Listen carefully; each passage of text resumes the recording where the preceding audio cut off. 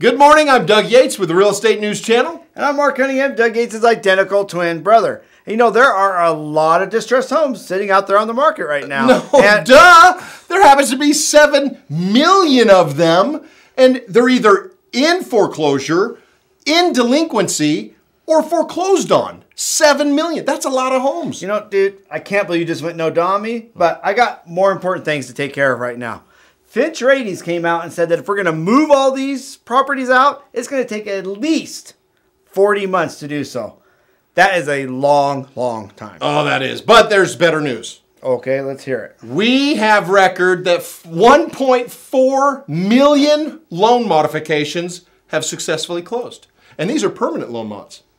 They actually recorded 150,000 in September permanent loan modifications successfully closed. That's good news. Well, duh. The election was yesterday, so did you get it right? Pretty interesting how the results came out, wasn't it?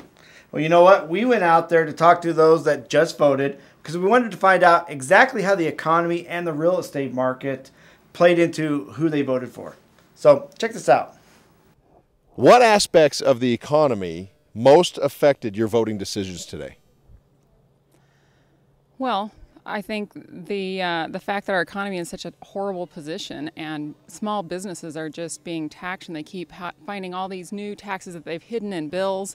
So those kind of things make me want to get out and vote and make sure that we have people in there that are going to address those issues and not have all these hidden new fees and taxes and all this administrative burden put on small businesses because it affects my family.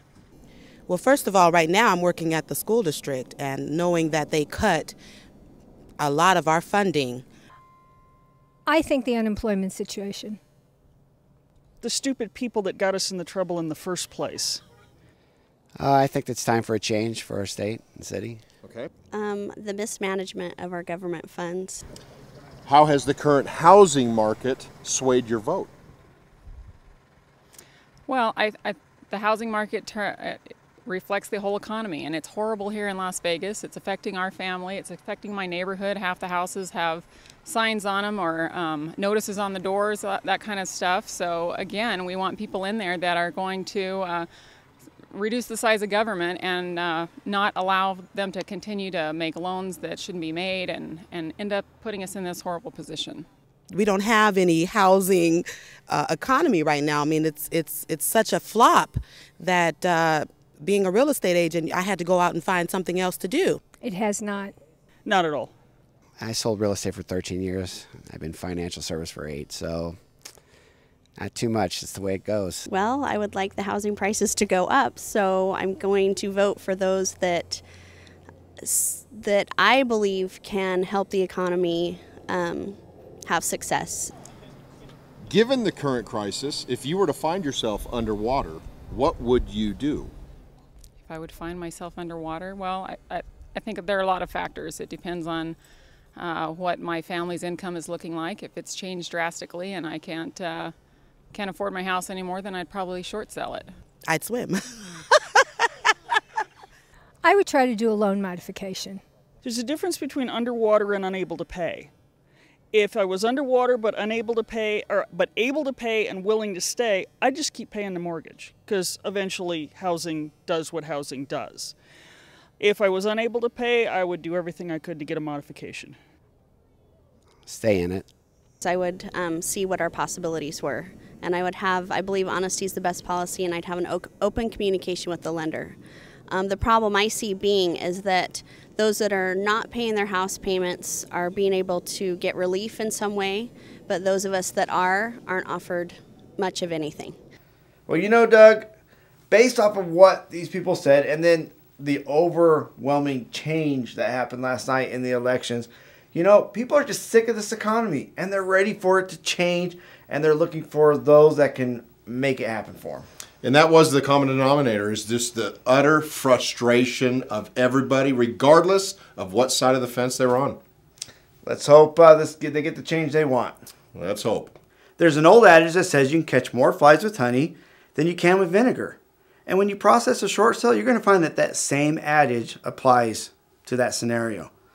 Now, we went around and we talked to a lot of realtors to find out how do they deal with the banks and what's their attitude when it comes to talking to negotiators. And what we found is that it tends to be a little combative. And while jabbing with the bank and kind of getting a good few punches in might feel good, the reality of it is our success rate nationally is just not where it should be. So we turned it around and figured out that there's a better way to deal with the banks. And we increased our success rate dramatically. So I'm going to share with you just real succinctly how we do it. First of all, when we talk to the banks and we're calling them, I'm always listening in the background. And I always notice that they're getting beat up.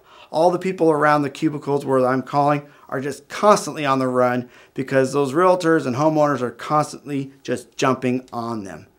And the first thing I do is let that negotiator know that I'm just not going to do that to them. That I'm there and I respect their job. And I start out by just saying, you know what? You guys get beat up. This is crazy. I can't believe what I'm hearing in the background. And most of the time, they come back with, you know what? Yeah, sometimes it could be a little bit difficult. And I turn around and just say, well, I'm not going to do that to you. I'm just here to collect some information. Second, when I have an opportunity to let them know that I know what I'm talking about, I'm very careful that I'm not talking above them and talking down to them, but that I'm giving them respect and talking on an equal plane. And then third, I make sure that whenever they need something from us, that I let them know what the real time length is going to be when returning it. And if I'm not going to be able to make that deadline, I'm going to tell them right then and there.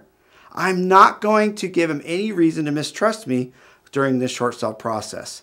If you let them know you're going to be their friends, if you treat them with respect and equality, and then make sure that you're honest and accurate with them, you're going to find that processing that short sale becomes a lot easier and you have much more success. We'd like to thank you once again for watching our show with us today, and we'd like to thank our sponsor, Exit Realty. You know, Mark, they happen to be the fastest growing real estate franchise in America right now. And you know what? There's a lot of good reasons why they are, and you should check it out. You know what else you should check out? Our sponsors right over here. They're fantastic companies. There's a lot of things they can do to help you, so check them out. And if you're watching this for the first time and you'd like to receive this daily, click on the subscribe link just right underneath and fill it out, and you'll start receiving us into your home or your office every day. Yeah. Isn't that beautiful? Have a great day, you guys.